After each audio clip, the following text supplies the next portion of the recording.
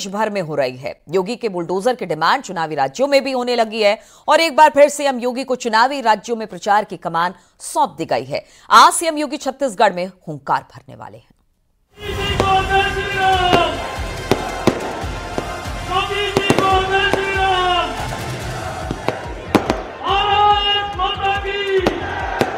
योगी के अपराध नियंत्रण मॉडल की चर्चा चुनावी राज्यों में हो रही है। बुलडोजर वाले बाबा की डिमांड खूब बढ़ गई है और संदेश देने की कोशिश हो रही है। यूपी में नो कर्फ्यू, नो दंगा, अब सब चंगा। ये जो बुलडोजर है, ये उत्तर प्रदेश का वही प्रतीक है। दुष्टों के लिए ये उसका उपचार है और विकास के लिए एक रास्ता बनाने का माध्यम भी, इंफ्रास्ट्रक्चर बनाने का भी यह एक उपचार है। ये दोनों उपचार इसके साथ साथ चलते हैं। जिसके बारे में कभी कहा गया था ना कि शस्त्रेण रक्षते राष्ट्रे शास्त्र चिंता प्रवृत्ते, हम सज्जनों का संरक्षण करेंगे, सज्जनों को आगे बढ़ने के लिए प्रेरित करेंगे, लेकिन दुष्टों के साथ उतनी ही सख्ती करेंगे। 2024 में होने वाले लोकसभा और 2023 में हो रहे 5 राज्यों में विधानसभा चुनाव के लिए बीजेपी ने योगी आदित्यनाथ को स्टार प्रचारक बनाया है और कानून व्यवस्था के साथ ही विकास को मुद्दा बनाया है। जाहिर है योगी मॉडल से जनता का बड़ा समर्थन हासिल किया जाए और बुलडोजर की धमक दूसरे प्रदेशों में भी पहुंचाया जाए। तेजारा विधानसभा क्षेत्र में कांग्रेस जिस व्यक्ति को भेजी है, वो अपने बारे में बड़ी बड़ी उपमाएं लगाता है। हमने भी सुना है, भाइयों बहनों, तालिबान का उपचार तो बजरंगबली की गदा ही है। देख रहे हैं ना इस समय गाजा में इजराइल तालिबानी मानसिकता को कैसे कुचलने का काम कर रहा है। सटीक एकदम निशाना मार मार कर। भाइयों बहनों, अराजकता और गुंडागिर्दी या आतंकवाद सभ्य समाज के लिए सबसे बड़ा कलंक है। यूपी के योगी मॉडल की चर्चा उत्तर से पूर्वोत्तर तक है, इसलिए गुजरात, त्रिपुरा और कर्नाटक के बाद सीएम योगी एक बार फिर 5 राज्यों में हुंकार भरेंगे और हिंदुत्व की छवि और अपराधियों पर जीरो टॉलरेंस की नीति से वहां की जनता को अवगत करवाएंगे। दरअसल सीएम योगी छत्तीसगढ़ और मध्य प्रदेश में 30 से ज्यादा जनसभाएं करेंगे। 4 और 5 नवंबर को छत्तीसगढ़ में जनसभा होगी। जगदलपुर, बस्तर और सुकमा में जनसभा करेंगे। मध्य प्रदेश में 7 से 8 नवंबर को योगी की जनसभा होगी। योगी आदित्यनाथ को 5 राज्यों में हिंदुत्व के एजेंडे को धार देने के साथ ही बेहतर कानून व्यवस्था के संदेश को जन जन तक पहुंचाने का दायित्व मिला है। क्योंकि योगी आदित्यनाथ के चुनावी स्ट्राइक रेट की बात करें तो गुजरात में 28 सीटों पर चुनाव प्रचार किया, जिसमें बीजेपी 23 सीट जीती। हिमाचल प्रदेश में 12 सीटों पर रैली, बीजेपी ने 9 सीटों पर जीत दर्ज की। त्रिपुरा में 6 प्रत्याशियों के लिए मांगा था, सभी सीट पर कमल खिला। यानी उत्तर प्रदेश ही नहीं बल्कि देश के कोने कोने में योगी के बुलडोजर मॉडल को जनता कबूल कर रही है, जिसे अब छत्तीसगढ़ समेत 5 राज्यों के चुनावों में भुनाने की कोशिश होगी। 30 से ज्यादा जनसभाएं करने जा रहे हैं चुनावी राज्यों में। वहीं मुख्यमंत्री योगी आदित्यनाथ छत्तीसगढ़, एमपी, राजस्थान और तेलंगाना में जनसभाएं करेंगे। कैमरामैन अनिल के साथ संकेत मिश्रा, न्यूज़ 18 लखनऊ।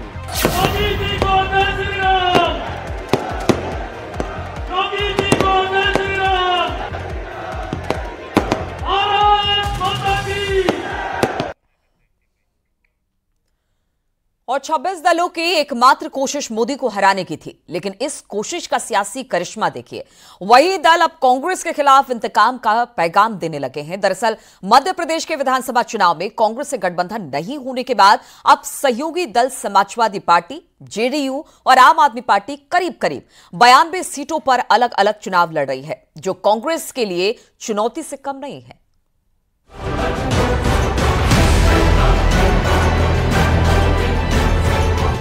बीजेपी से इंतकाम का पैगाम देने की कोशिश हो रही। 26 दलों की सियासी एक्सरसाइज भी हुई, लेकिन विधानसभा चुनाव में उसी गठबंधन के अगुवा को अपनों ने ही चारों तरफ से घेर लिया।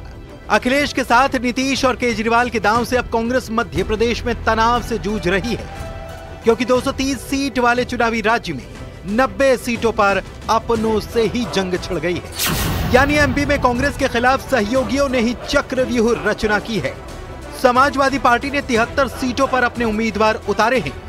आम आदमी पार्टी ने 70 सीटों पर अपने उम्मीदवार उतारे हैं, तो वहीं जेडीयू मध्य प्रदेश में 5 सीटों पर लड़ रही है। यानी विपक्ष की तरफ से 1 सीट पर 1 उम्मीदवार वाला फॉर्मूला 23 में ही फेल हो गया, क्योंकि अपनों ने ही कांग्रेस के साथ खेल कर दिया। 2024 के लोकसभा चुनाव में विपक्षी दलों द्वारा बीजेपी को हराने के लिए बनाया गया इंडिया गठबंधन मध्य प्रदेश की विधानसभा चुनाव से पहले ही बिखरता हुआ नजर आ रहा है। दरअसल इंडिया गठबंधन में कांग्रेस के साथ शामिल सपा, जदयू और आप जैसे विभिन्न राजनीतिक दलों ने ही मध्य प्रदेश की 92 सीटों पर अपने उम्मीदवारों को उतार दिया है। मध्य प्रदेश में कांग्रेस का खेल बिगाड़ने के लिए अखिलेश यादव के साथ ही नीतीश कुमार भी ताल ठोंक रहे हैं और नसीहत दे रहे हैं कि अगर विधानसभा में परिणाम उलट हुए तो फिर 24 के रण में 26 दलों का मेल संभव नहीं हो पाएगा, क्योंकि इस गठबंधन में सबसे बड़ी लड़ाई पीएम फेज की है। जो समाजवादी पार्टी का प्रत्याशी था वो आज भारतीय जनता पार्टी का प्रत्याशी है, और कांग्रेस ने भी जो प्रत्याशी बनाया वो दूसरी जगह से बनाया।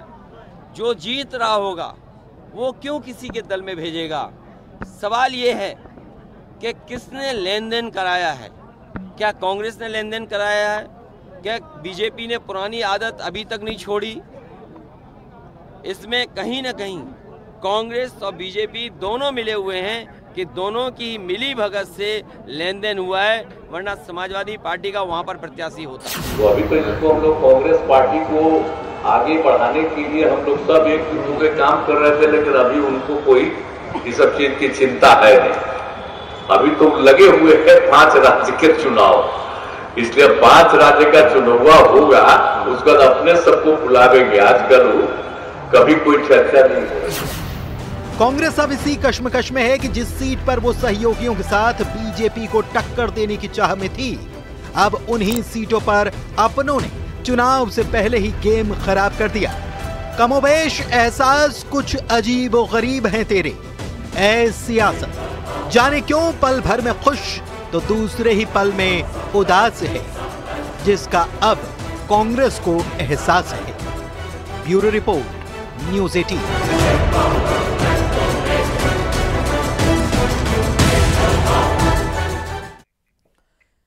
और उत्तर प्रदेश के कई शहरों में, खासतौर पर दिल्ली से सटे गाजियाबाद, नोएडा, ग्रेटर नोएडा में वायु प्रदूषण खतरनाक स्तर पर है। पूरा का पूरा शहर गैस चैम्बर में तब्दील हो चुका है और स्कूल जाने वाले बच्चे भी परेशान हैं। और इसकी वजह पंजाब हरियाणा से जल रही बेहिसाब पराली है। सीएम योगी ने भी इसके लिए पंजाब और हरियाणा को जिम्मेदार ठहराया है।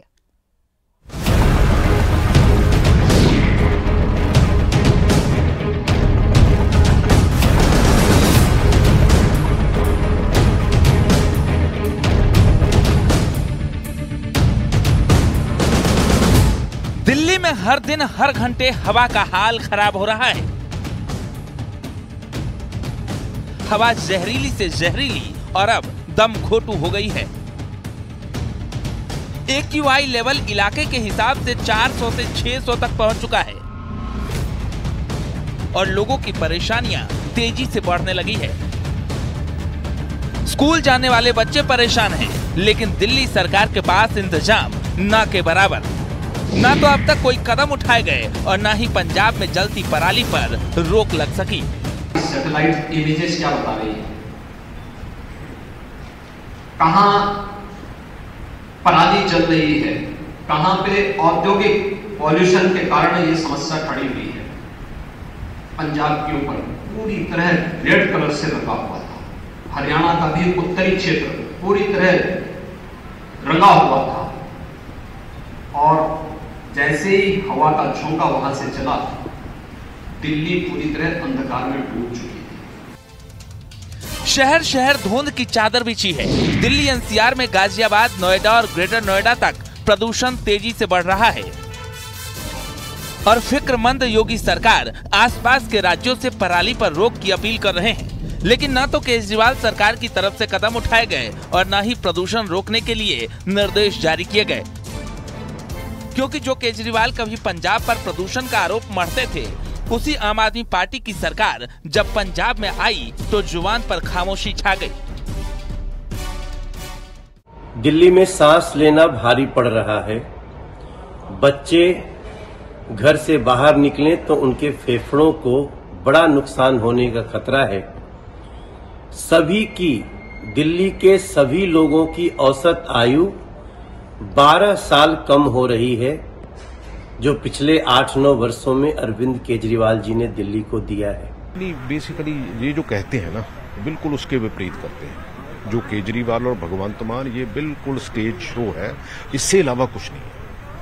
ये तो मैं तो बाकी की जो देश की बाकी यहाँ ये घूम रहे हैं, ये सिर्फ पंजाब के पैसे से पब्लिसिटी करके घूम रहे हैं। क्योंकि देखो, पंजाब में कभी भी 100 करोड़ से ज्यादा पब्लिक रिलेशन डिपार्टमेंट को फंडिंग नहीं थी। अभी 900-950 करोड़ है और जो जहाज है वो भी पंजाब का यूज किया जा रहा है। लिहाजा पंजाब में पराली जलाने पर रोक से इतर अब स्कूलों में छुट्टी दी जा रही है। दिल्ली में 5वीं तक के स्कूल बंद। स्कूल 3 और 4 नवंबर तक बंद रहेंगे। स्कूलों में ऑनलाइन क्लासेस की तैयारी। छोटे बच्चों को घर में रहने की हिदायत। यानी दिल्ली सरकार मानती है कि प्रदूषण अब परेशानी का सबब बन चुका है, लेकिन पंजाब में पराली जलाने के मामले कम नहीं हुए, जो दिल्ली एनसीआर में प्रदूषण का सबसे बड़ा कारण है। और रुकेंगे यहाँ पर छोटे से ब्रेक के लिए, जल्द हाजिर होते कुछ और खबरों के साथ। आप देख रहे हैं न्यूज़ 18 उत्तर प्रदेश उत्तराखंड।